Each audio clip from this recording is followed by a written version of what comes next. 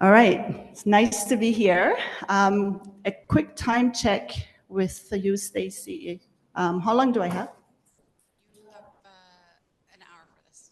Okay, great. So you get me for an hour.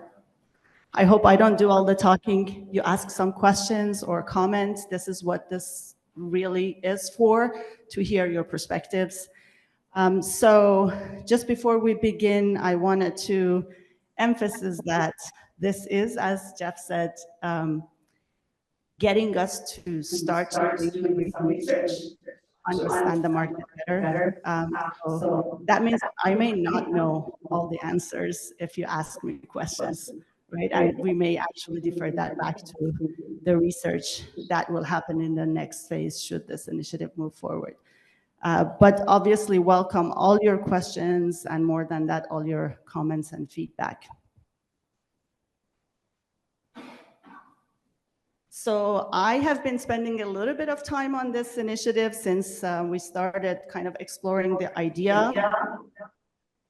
I have to learn how to move this, and I'm really excited about it. I have gotten more and more excited as I learn more about it, because I think there is a huge opportunity here. What we see is that food service industry is one of the highest energy use intensity sections of the commercial sector, about 5 times more EUI than other sectors. And so with that comes a lot of gas usage in California as well. It's heavily using gas for both water heating as well as cooking and everything else, but definitely for water heating, it's a really high usage of gas. So huge opportunity to support California's decarbonization goals through decarbonizing the water heating system in the food sector industry. I am excited not only because it's a fun and exciting opportunity, but because it has a lot of challenges too. So it only makes sense for us to do it if it has challenges for us to uncover and try to remove barriers. Some of the challenges that I've highlighted here, as you know, I think we all know that food service industry is a very low margin business. But it was really interesting for me to find out that it also has a really high failure rate. So about 60% of restaurants, this is some stats online, hopefully they're very valid, but about 60% of them don't make it past their first year. And about 80% close within 5 years. So it's a really huge failure rate. And off of that, I think the independent restaurants are the worst ones. They're the most vulnerable ones. They kind of stats that I saw from the food service restaurant magazine is about 90% failing within the first year. So it's really huge failure rate, right? So it's a really tough business that makes the decision making for some of these very difficult as well. And with that, I think focus on water heating. Yeah, was there a comment? Oh, okay. Making decisions around water heaters is going to be really difficult for the food service industry. And a lot of it is around quick replacement, right? If there is something failing and they can't do anything with it, they want to make replacement on existing buildings. Obviously, with new construction, that's a different story. In California, in particular, we have some health guidelines that make water heating sizing challenging for pump water heaters to get adopted. And we'll get more into the details of that. I'm going to pause and see if there are any questions or comments. And just for the benefit of the audience online, if you have a comment, we could pass the mic to you.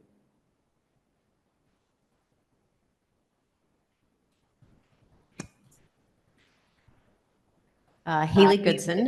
This is a question about challenges, and the question came up for me in looking at barriers and proposals to overcome them, but I thought I would just raise it right now.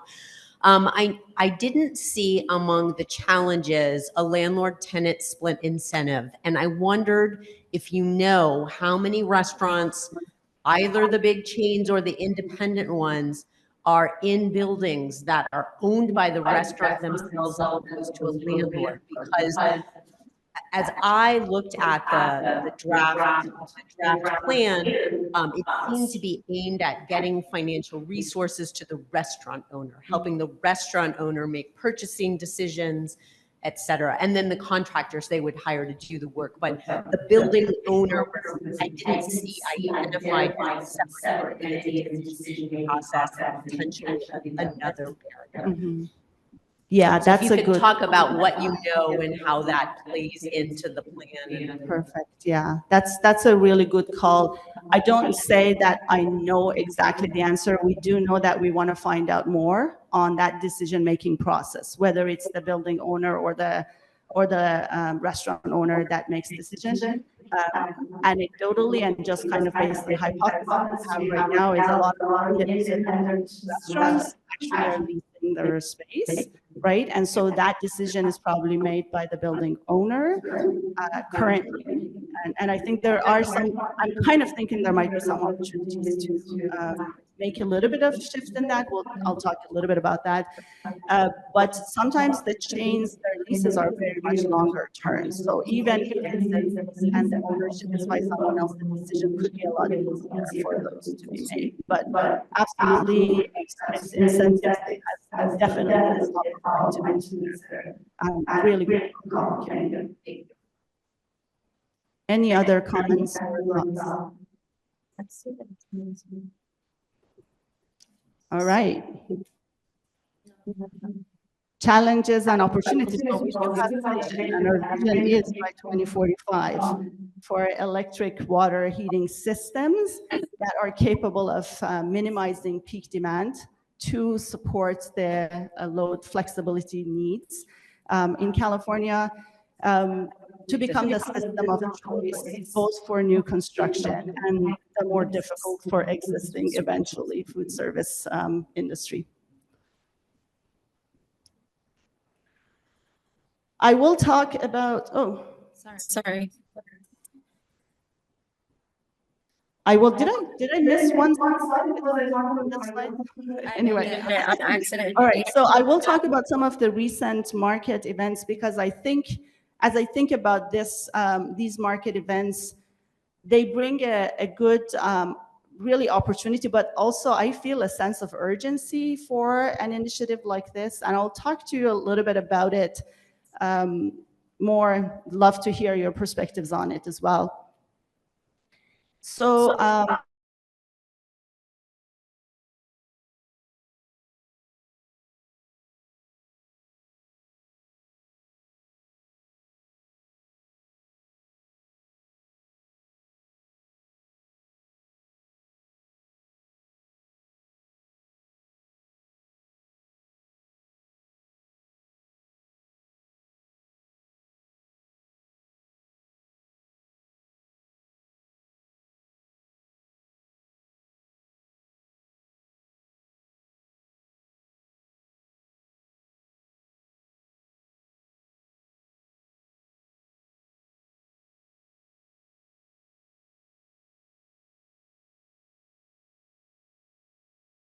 perfect.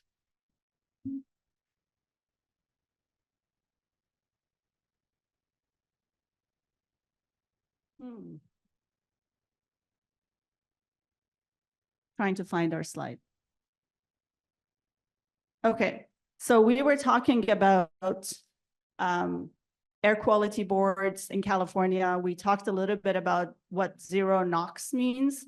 And I want to share a little bit of timeline with you on the Bay Area Air Quality Management District that has already established a zero NOx emission. It will begin in 2027 with water heaters that are more for residential kind of size tanks, right? So water heaters less than 70,000 BTU per hour. Any new purchases will have to be zero NOx by in January of 2027.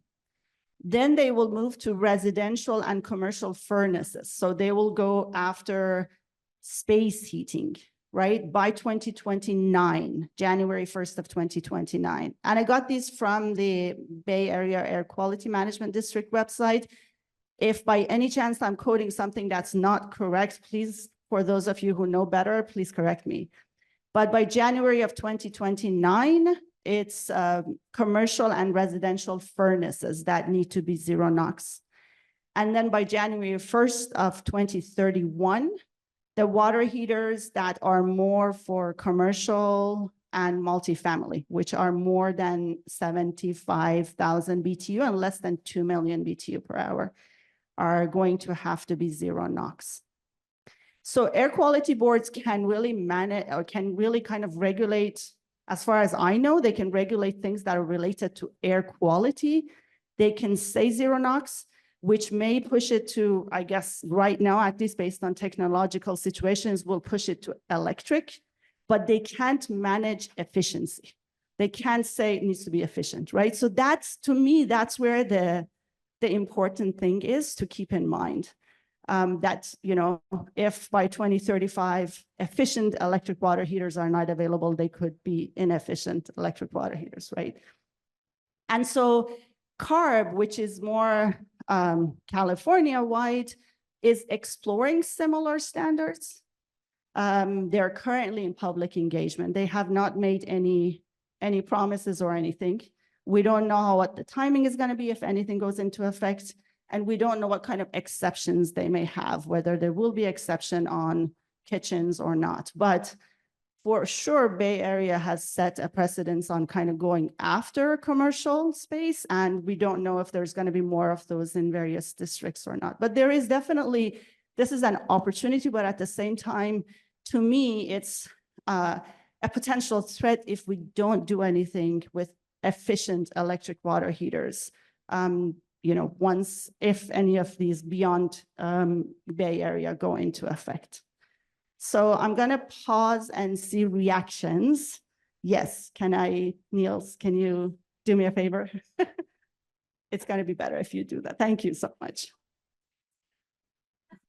Thanks, Haley Goodson. Just a question about this. I really appreciate the background on the opportunity that this presents, so it's both a positive opportunity and an opportunity to miss out on losing an opportunity if compliance starts with traditional electric resistance water heaters. My question is whether you know of any pending litigation around the Bay Area Air Quality Management District standards. And I ask that, of course, because it's, you know, well known, the litigation around the city of Berkeley's gas ban. I know this is quite different, but I'm wondering if there are any other developments that could change the timing of these standards coming into effect. Yeah, good question. I do not know that. The regulation for Bay Area is in effect as far as I know right now, right? Like it's going to go in effect 2027 in terms of actually complying, but it's established. I don't know. I wonder if anyone else knows. Nils, do you or anyone else? And not that nothing caught my attention, but if we move forward to the next phase, that would be like one of the very first things we want to understand with the Bay Area air quality, more than also like litigations and so forth. Definitely one thing, but also what's their strategy? How are they going to support this? What do they want to have in place? Just on that last point, I know I just met with them yesterday, and they're going through a process right now of putting together a pretty comprehensive climate action plan, basically, for them. And they're bringing together constituent groups around various sectors. So I don't know if anybody is, I asked her if she knew, if she was interacting with anybody. She didn't know, but so I would definitely try and, from the strategy perspective, that would give a lot of insight into the strategy that they're. No, this is a good call. It has been on my list, but honestly, I haven't reached out because, you know, we've kind of been wanting to get to the next phase so that there is a little bit of legitimacy on all the research work we're doing, right? But I think that definitely it's high on the list. Absolutely. I'll take you up on that for sure. Thank you. All right. Are you as excited as I am now? All right. So let me go to, so this is a little bit of background, and I want to go to the product definition. So when we started with this idea, we started with water heaters only, and then soon realized that, especially in full kitchens, it's just such a big system. And there are so many factors that influence the water heater sizing.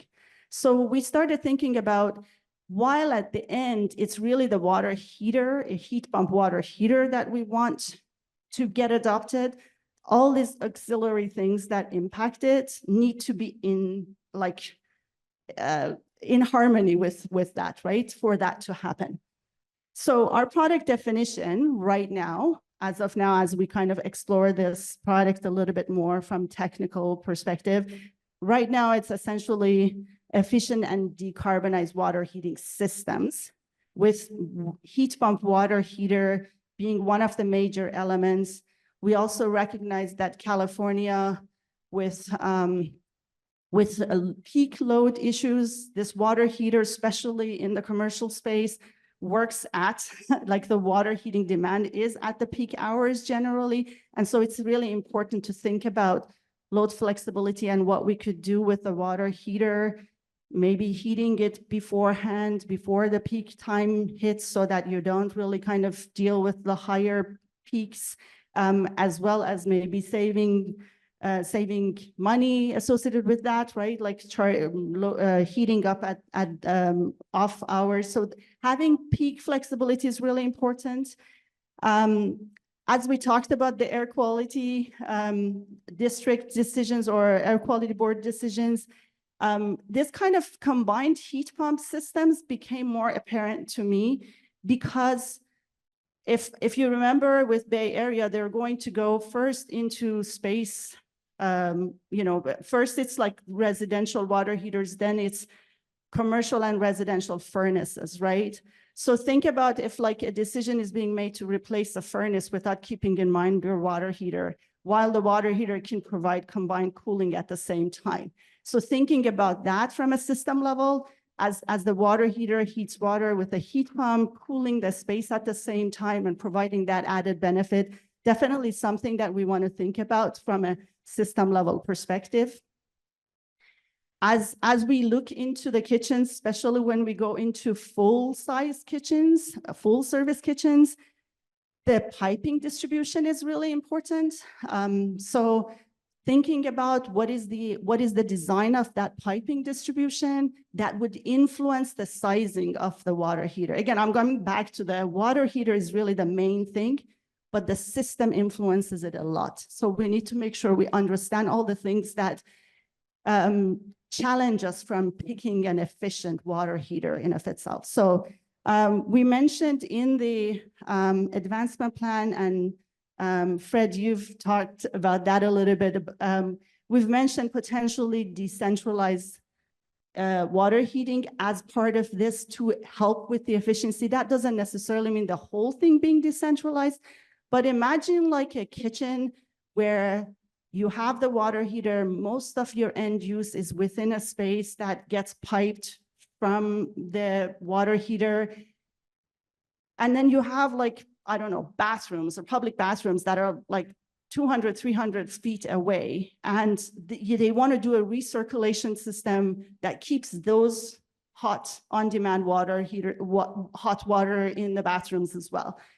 What that means is the whole piping is going to have to, like, the loss in the heat of the piping and everything else needs to accommodate that as well.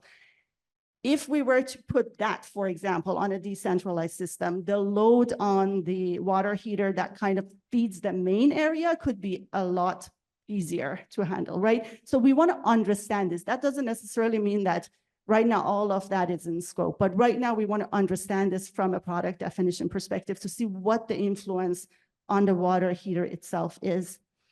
And as we talked about bathrooms, one of the big end use equipment in the kitchen is the dishwasher. In full service, at least some of the it could be up to 45% of the hot water that gets drawn by the dishwasher.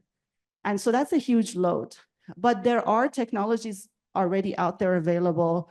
They could be low temperature dishwashers, or there are ventless heat recovery dishwashers that don't need the hot water. So if there is an opportunity to include that in, like in a kitchen, then the demand on the hot water becomes a lot less, which means a much more efficient water heater.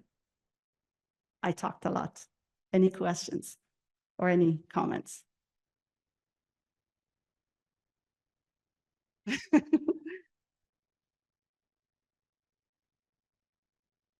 Haley Goodson. For the alternative dishwashers that you just talked about, do those implicate health and safety standards for restaurants?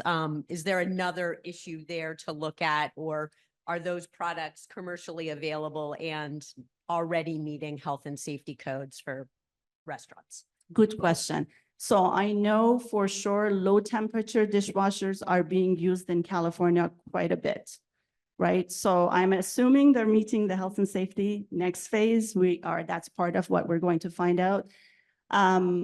Ventless heat recovery is commercially available. There hasn't been, anecdotally, from what we know, there hasn't been huge uptake, and it's worth looking into why.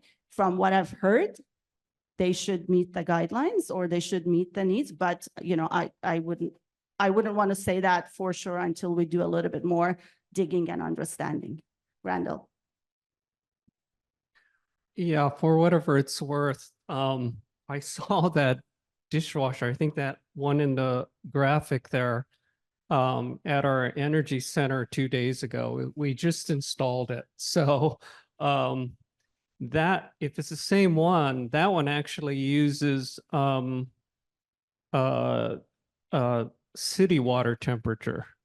So it has its own internal heater. Yeah. Now, granted, it's electric resistance, but we used to, I guess I could spill the beans now, but we used to have a gas booster heater in our kitchen there, and we just got rid of it because of all the new equipment that's has the ability to use either city water temperature or low temperature water.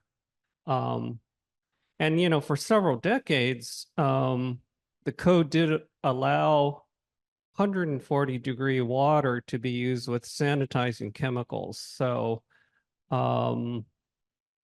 that would certainly be heat pump friendly temperatures. So, there's a lot more options now. So I'm glad you mentioned the end use equipment availability is really changing now, and apparently it is available on the market, and code compliant. Whether the local jurisdictions all are aware of that, it's a whole nother story, of course. Yeah, good point. I want to mention the one that you said, it's electric resistance. If I'm not mistaken, there are heat recovery systems. So what happens is there is electric resistance. It heats up a chunk of water, but then in the process of more rinsing, they recover that heat from that already hot water. So it could be a one-time heating of a certain gallons of water, but not as bad, right? Definitely. If I think about recirculations and all the piping that comes from the hot water tank to there is definitely, I would imagine system-wise that efficiency benefits are going to be there. So the heat recovery element is really important in those dish machines. Go ahead. Hi, Christy Torok, CPUC. I was wondering, you talked in the beginning about 90% of independent restaurants close in a year. So the payback, I'm wondering about affordability and what the difference is at the upfront cost and how it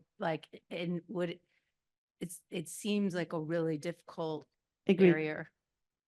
I agree. And I think that that's, to me, like one of the larger challenges. I'm going to say one thing and I'm going to come to you.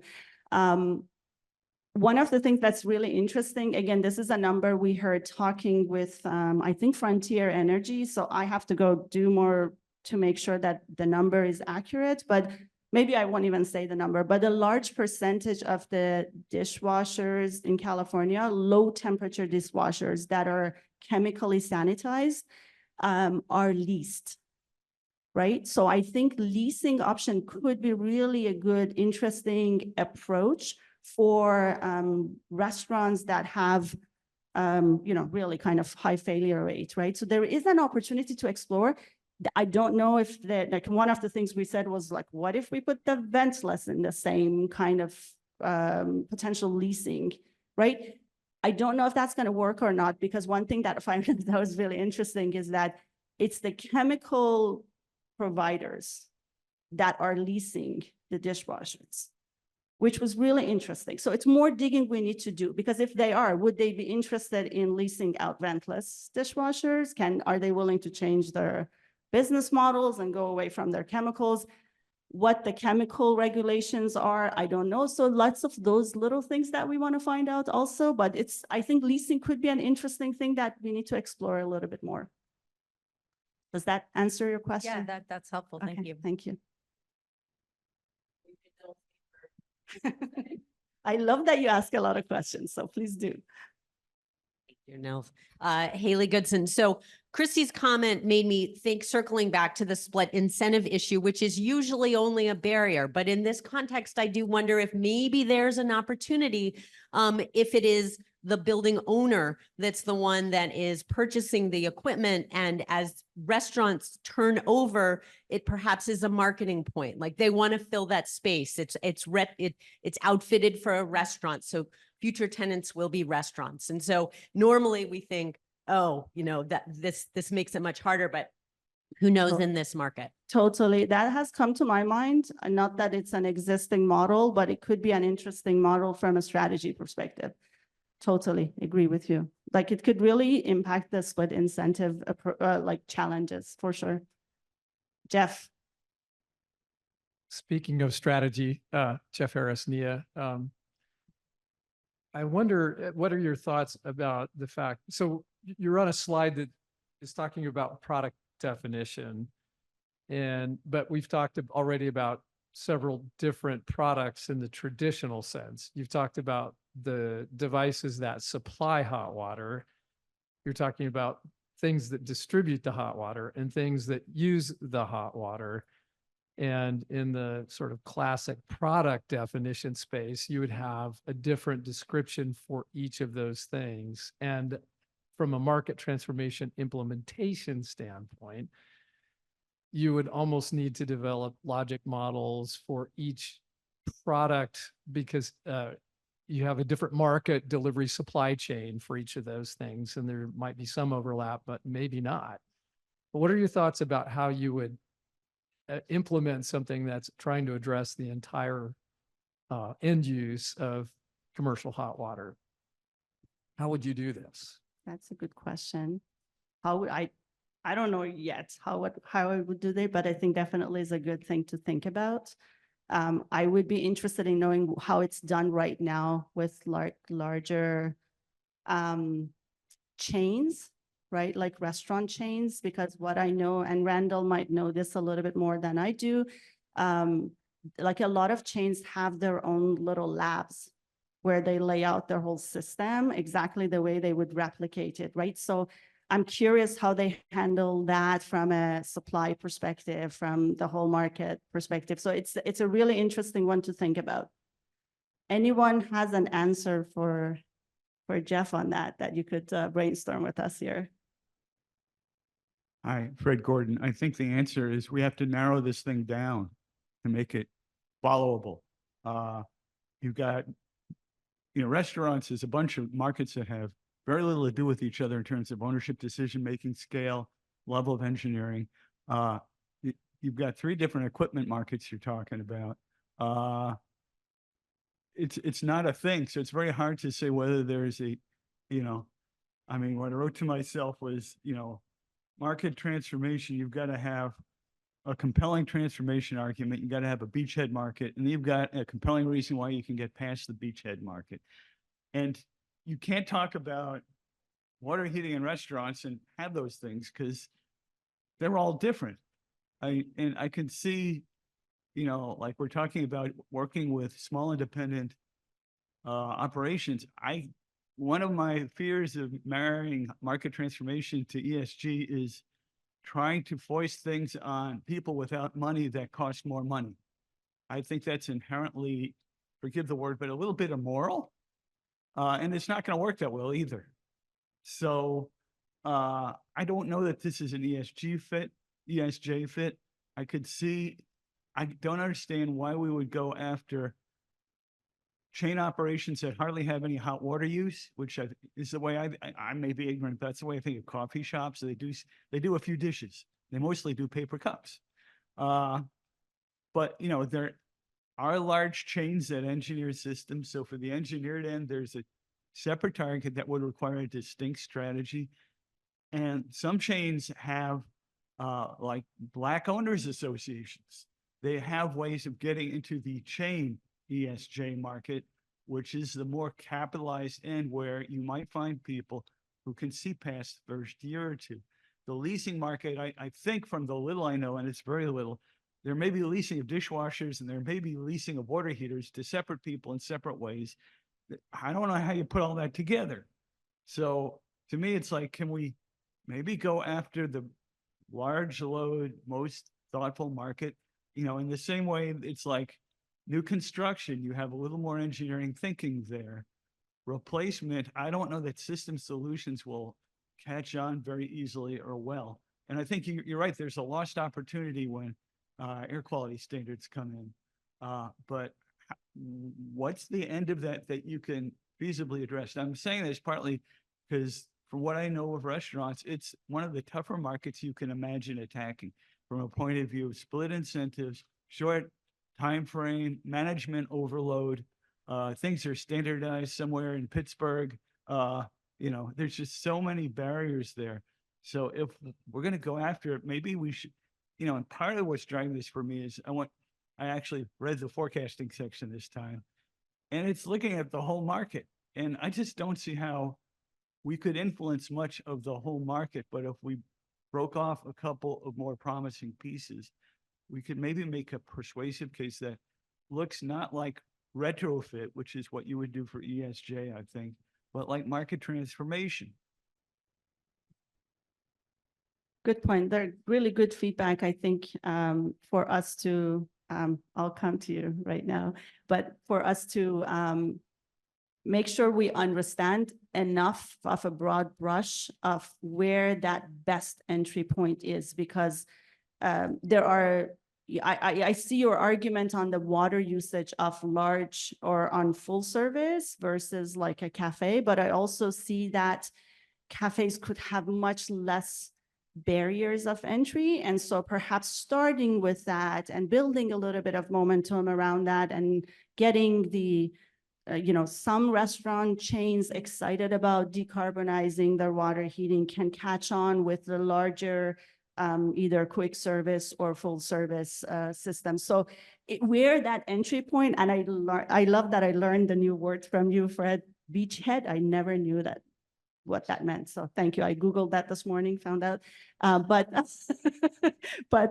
yeah, I think that we need to figure that out for sure. What that is as a starting point, definitely right now, our theory is, cafes might be with restaurant chains might be like easier way of entering, but maybe that's not the right thing.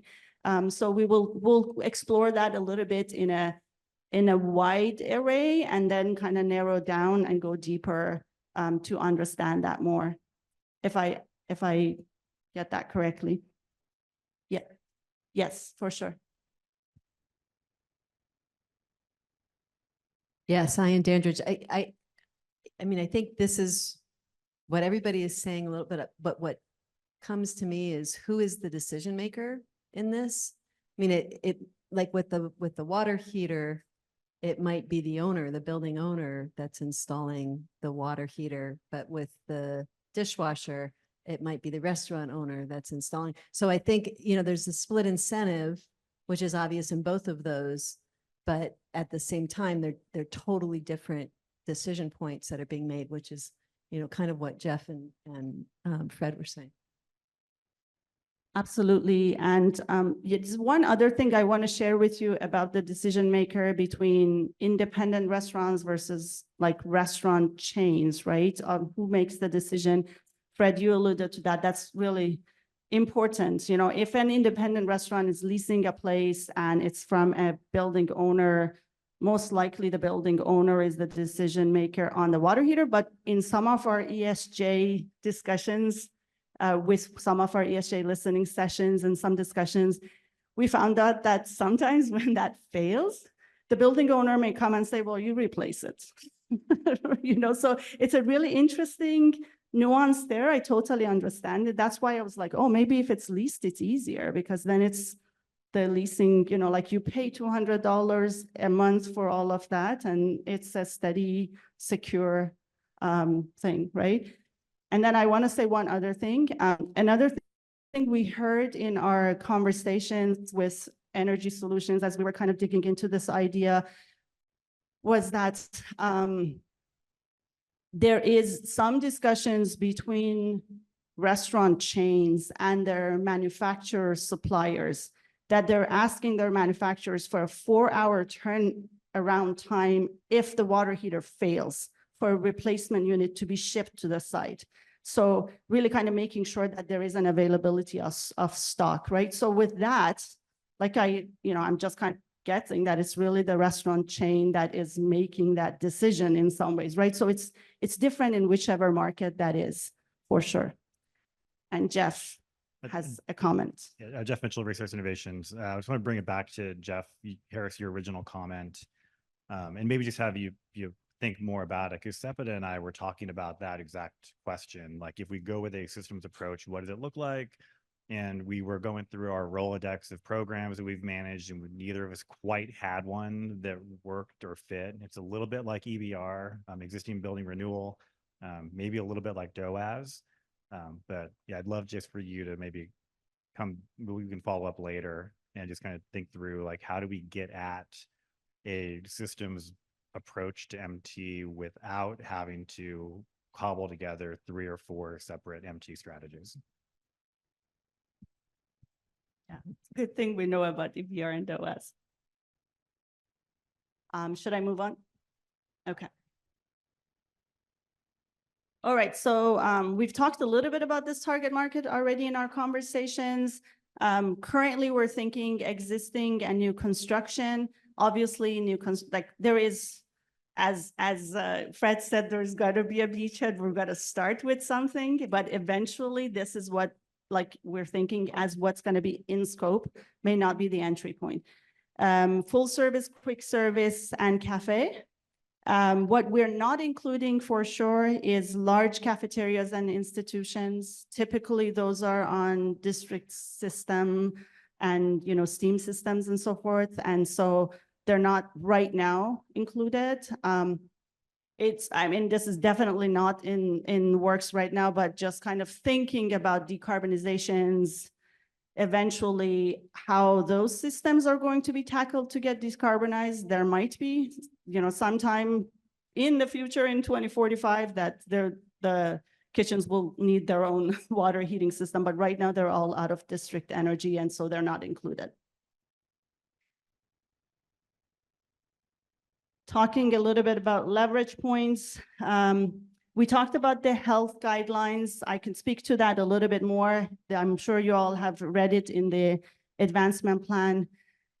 There are some work that's already happening in the Bay Area. So there is California Conference of Directors of Environmental Health that has a guideline for water heating sizing from a health perspective for California. And each county has their own kind of compliance to that, kind of like, each jurisdiction kind of following their own. So right now, I think in the Bay Area, some groups are working with the Bay Area California Conference of Directors kind of jurisdiction to try to change the sizing guidelines, but they actually define the sizing guidelines, and they're definitely right now a barrier that needs to be addressed. National restaurant chains and key manufacturers are definitely a leverage point for us to work with in terms of our intervention strategies. We know that California restaurant associations are really powerful and big in California, and definitely some group we need to work with. We also have had a very quick chat with the Latino Restaurant Association, in kind of understanding the barriers for the independent Latino restaurants. So there are definitely like more associations to consider and work with, but the big one is the California Restaurant Association.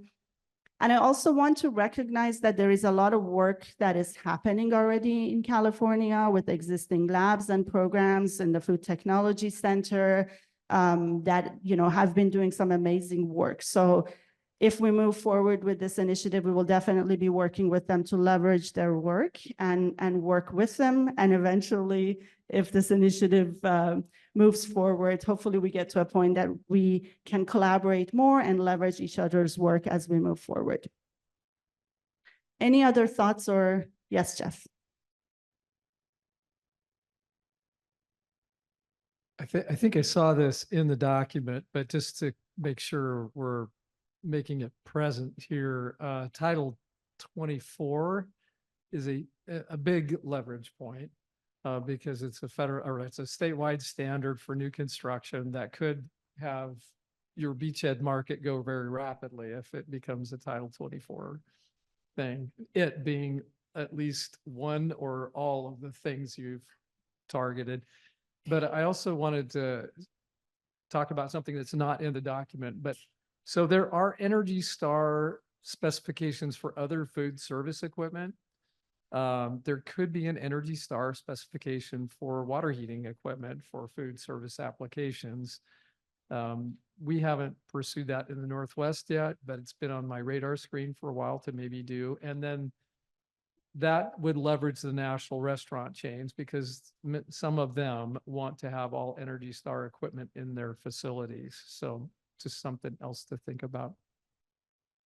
Perfect. Thank you. We'll definitely keep that in mind. And perhaps my bad, I know we always have this discussion of what's the leverage point, what's the opportunity. I think you're right. Title 24 is, I looked at it more from an opportunity standpoint, but it is it could be under leverage point slide as well, for sure. Any other thoughts before I move? All right, so a little bit of story of what our market transformation theory is as of today. We believe that if we work with the industry leaders to adjust the sizing guidelines with CCDEH, then at least heat pump water heaters can be considered in the whole system solution. So that's definitely a number one barrier that needs to be removed. And then once that is considered, then we need to be working with manufacturers and supply chains to make sure the right products for the California specification needs are available in California. And if that happens, then at least the restaurant owners and decision makers could have access to heat pump water heaters as part of the solution.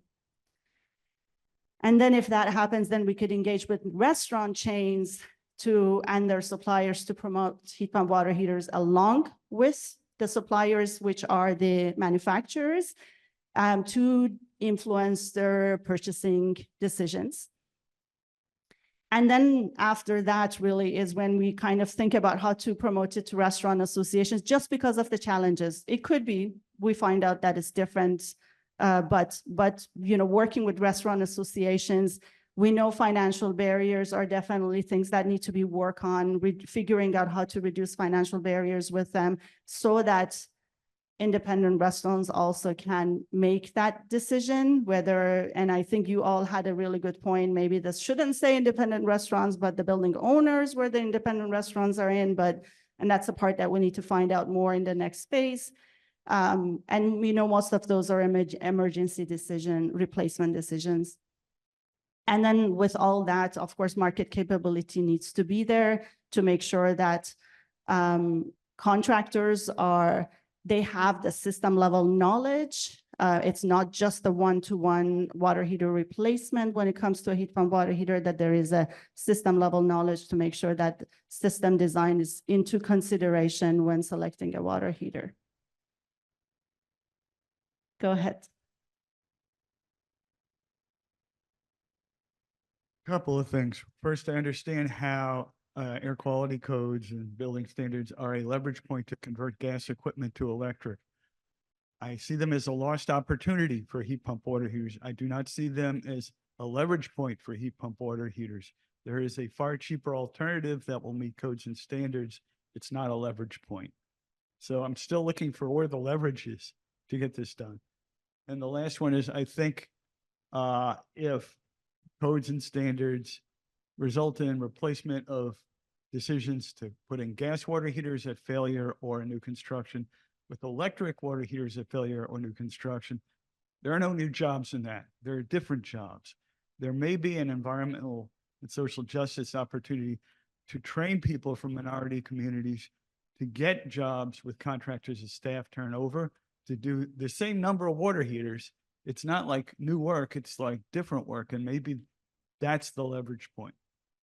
For sure. I agree with you. It's different work, which is needs to have more technical understanding of the system, for sure.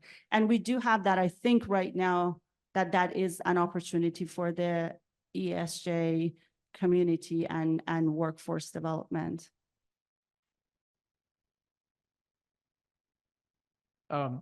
Just as a matter of housekeeping and good practice, promoting the value to restaurant association is usually a different thing, because promotion involves addressing an awareness barrier, an information barrier.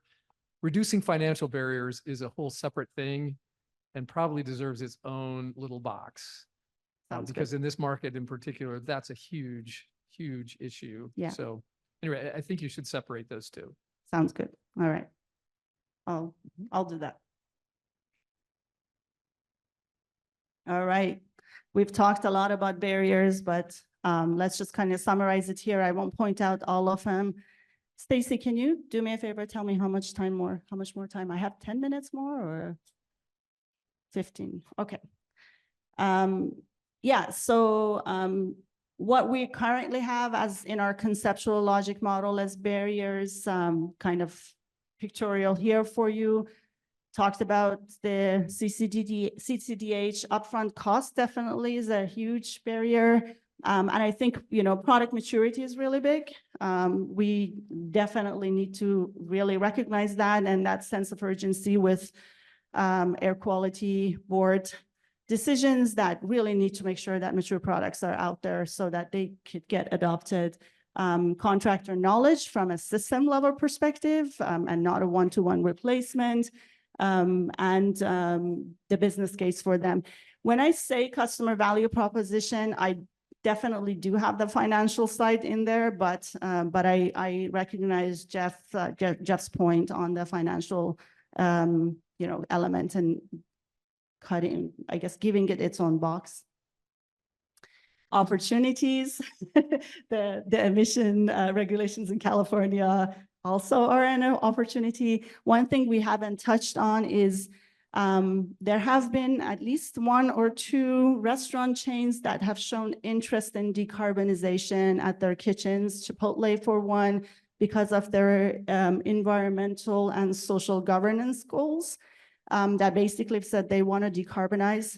So I think that's an opportunity. When we talk to a manufacturer, there was an illusion that some of these might be more right now still on paper versus actual things happening, but definitely it's, I'm hoping that if it gets on paper that somehow it catches on and actions come along with it too. So it definitely is something we would be interested in looking at from an opportunity perspective. Title 20, from at least the dishwasher appliance perspective, is an opportunity to have in the codes in like low temperature or ventless dish machines if they're in code, because they're not regulated at the DOE level, as far as I understand, that California could do that. This is my understanding, so correct me if I'm wrong. but there it can be in the code to reduce the load of water heating in a kitchen. And then Title 24, as Jeff, you mentioned, in terms of some of that, definitely a big one. There are interests from other organizations on food service that definitely will, if collaboration happens more at the national level with other organizations, that we could kind of have a bigger opportunity to push things forward. Any comments? All right. So from an intervention perspective, the first box is more, we talked a lot about that in terms of more codes and regulations, working all on that with aligning with CARB and equipment regulations supporting Title 2024 in California on hot water efficiency and consumption.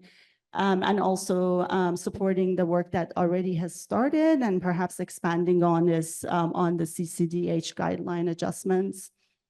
Working with manufacturers to make sure affordable products are flowing into the California market. Some manufacturers do provide their own financing, and we want to explore that definitely, but if that happens, that's definitely part of the strategy to try to expand on that or work with them on that.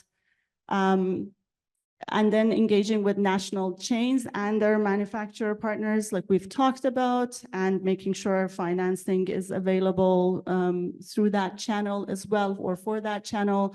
Those are some of the key ones. And then I recognize again, Jeff, we have a box that talks about demonstrating benefit to customers and expanding awareness on financial solutions. It begs its own separate box. Got the message, so thank you for that. I keep on repeating myself on that, but it's definitely there, mixed in.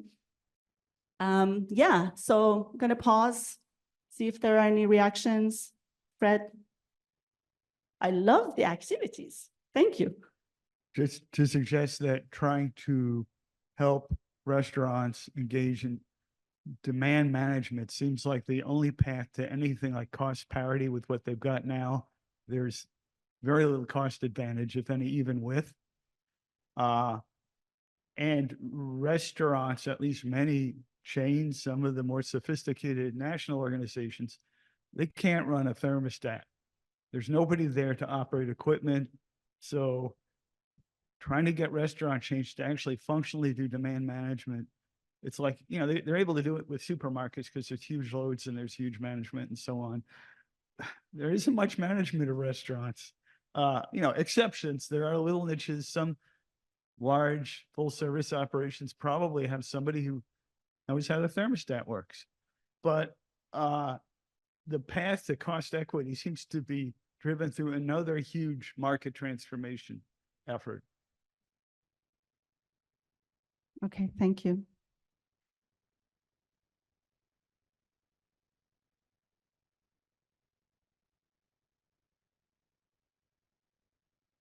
Randall Higas in the California Edison. A couple things. I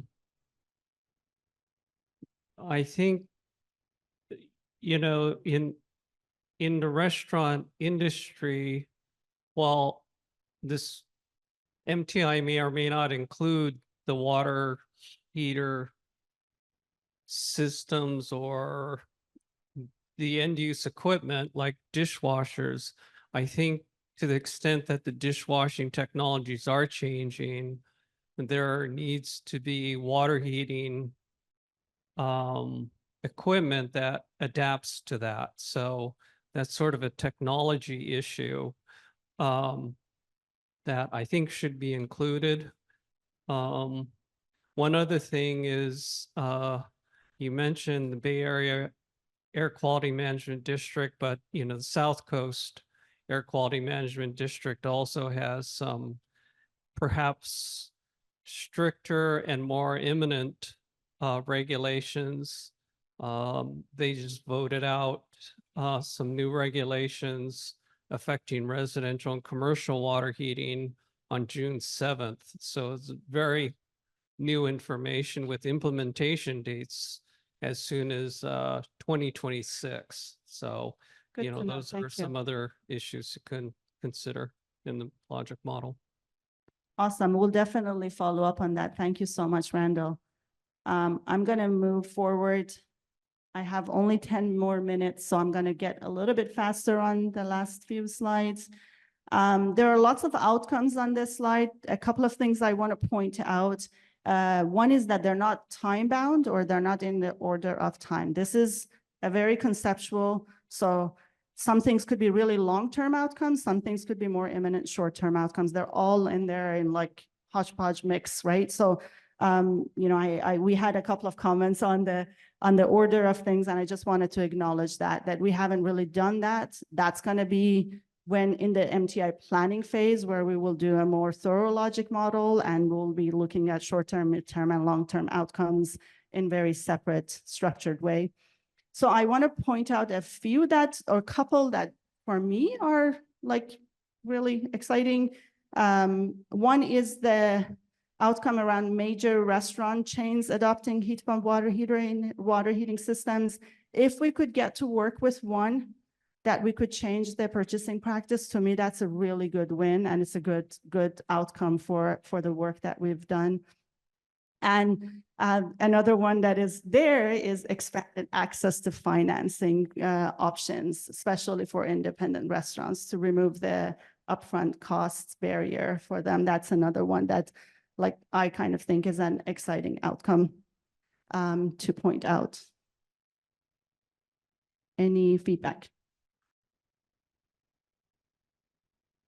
Cyan Dandridge, I just have a general clarifying questions too. What financing are we not considering rebates? That's one. And then second, I see a lot of the whole model focus on the heat pump water heating. Are you doing a separate one for the dishwasher or? Yeah, thank you for the question. So the way I'm kind of thinking about this, and you know, maybe I learn differently or the team will learn differently, is really the focus is the water heater. If we actually think about trying to influence something like dishwashers, this is more in support of the water heaters. So the outcomes are still focused more on the, you know, those could be indicators for supporting the water heater. So not doing, at this point, I'm not thinking that we are doing that separately, but it's because that would be, to me, it's a, like, if we were to go after dish machines is a separate initiative, if you will, but right now thinking about it from a system perspective and how that could be, removing that could be an opportunity for the water heater. Does that answer your question? You have a puzzled look. I just curious.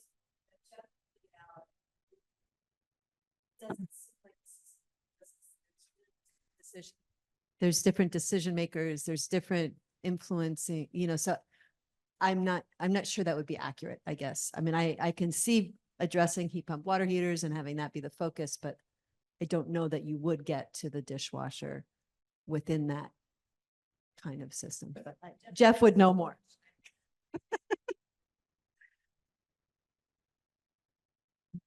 This is a great illustration of the point I was trying to make. What are you actually trying to address with the market transformation initiative, as opposed to a broader strategy that has different potential market transformation initiatives underneath it? It's great to have a strategic market focus on food service, water heating that could have end use devices, distribution, and supply. But for an individual market transformation initiative, you got to pick one because there's things that are very different about all three of those things. I think what you just said is really what you're focusing on now that you're building a logic model. It's a great illustration of, well, what are our interventions? Where are our opportunities? And really it's focused on the water heater and a heat pump water heater specifically. So this is a great illustration of, I think, the need for focus. Okay. So I'd recommend that you pick water heaters, build a logic model, go after it. I did have one other comment though on the outcomes, it might be in the document as opposed to on the slide here, but there is, well, no, there it is. Sorry. Heat pump water heater achieves cost parity with gas water heaters in terms of total cost of ownership.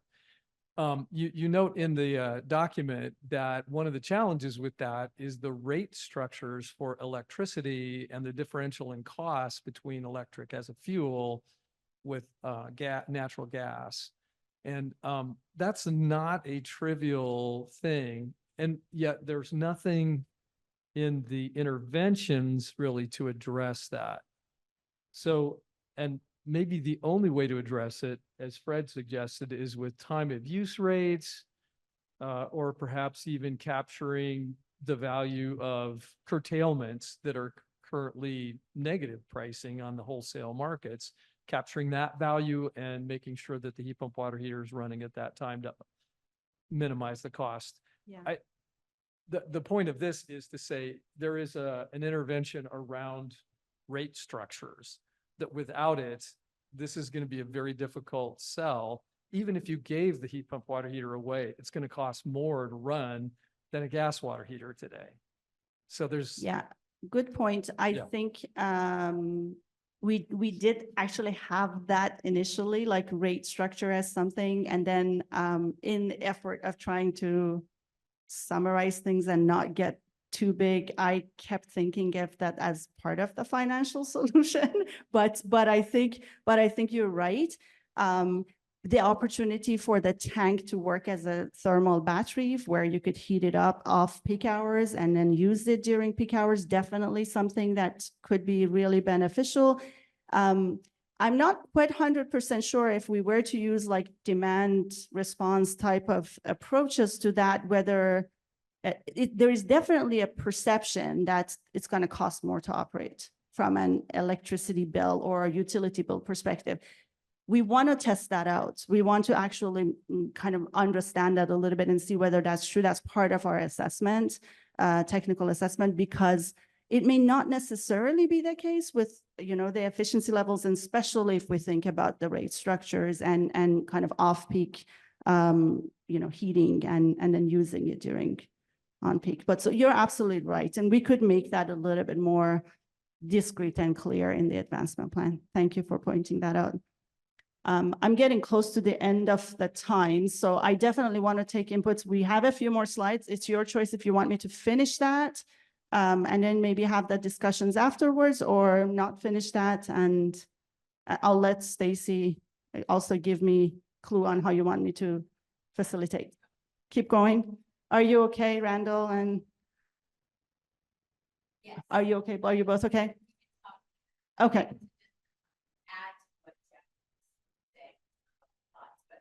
Okay, I will catch up with you during the break, and if we're finished and we have a few more minutes, I'd love to hear that. Okay. All right, so.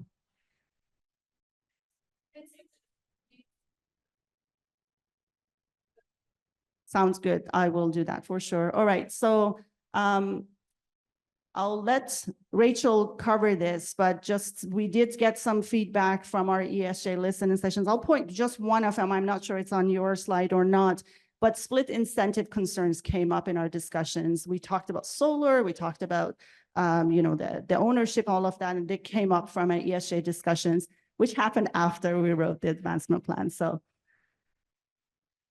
diffusion and lastingness mechanisms. So definitely, we hope that updated code and CCDH, so this could be Title 20, Title 24 influence, and CCDH siting guideline is definitely causing lastingness of adoption of this heat pump water heaters, building awareness for sure to support that, and the California decarbonization policies that will definitely help with the lastingness. Just very quickly, and I'm pretty sure you all have read the technology assessment and the market research. So just very huge, like a quick recap of what we're going to be doing. There is going to be we want to make sure we identify optimal system configurations for water heating systems. We want to understand some of the technical barriers a little bit more. Some of the hot water demand reduction strategies, like what are the things that we could reduce the load on the water heating systems. I think Jeff Harris, you mentioned this before, and the heat pump assist technology, and potentially like heat pump assist with gas, that could be an interesting one. We're hearing a little bit more of that from some of the active people in California who are working on these technologies. So it's interesting to know where that stands and what the uptake of that could be. What are the technical barriers and challenges with the regulations and policies that are coming our way?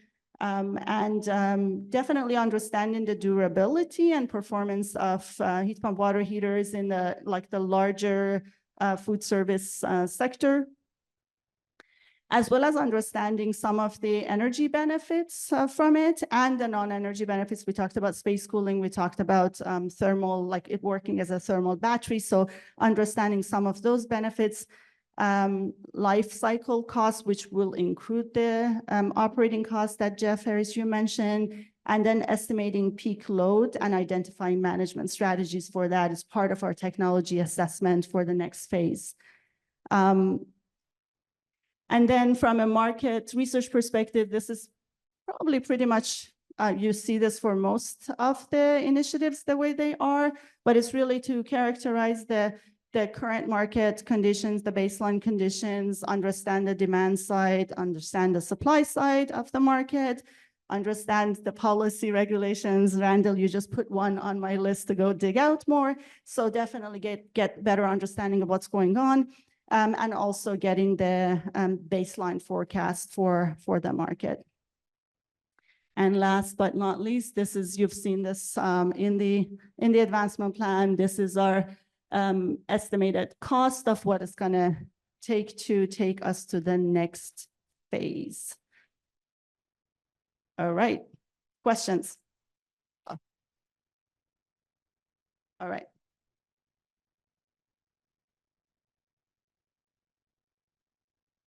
Just a real quick comment. You may want to check into the California statewide midstream water heating program, incentives for electric, gas, and solar thermal. So Perfect. Yeah, I think we have it on our we have it Okay. on our list of things to track for just sure. but want to thank make you. sure that was Yeah, considered. and please keep telling us, even if we have it, we like to make sure we don't miss anything. So yes, definitely. Thank you. We talked about it today, but I didn't see it in the description of the market research, the market characterization work, maybe explicitly enough. But Fred said this several times. Food service is not one market. It's a fractured number of markets. And it would be really important to understand how those different market segments, from cafes to fast service, to chains and franchises, to independents, to sit downs, how do those segments rank in terms of energy savings potential? And if you have to touch all of them to be able to get enough market to make a difference, that's going to be really hard. Now, if chains and franchises turn out to be a big lump that you could legitimately go after, you have a leverage point with the decision makers for chains and franchises, great. But I'm really concerned about trying to pursue a really fragmented market with highly variable actual energy savings potential. So I think in terms of market characterization, this is a really important first step. So now is the time to invest the money to understand those segments and the energy savings potential available to each of those before you go much further with this. That'd be my recommendation. Perfect. Yeah, I think that is the intention. And I take that as a feedback that we probably haven't captured it the way we intended. And we will definitely take that consideration. Thank you. I'll try to quickly get, I'm told that even though I wrote you, I'm supposed to say these things to get it on the record, so I'll do it quickly. I suggest another progress indicator, which is you can get a small number of contractors to make money selling these things before you start going after big contractor education approaches. Does anybody have a business model where they can sell these that's replicable? I think that would be a useful multi-year market, it'll take years, market indicator.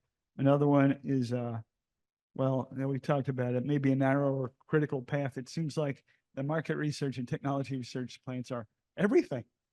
which isn't a strong indicator that this is a promising market. There's,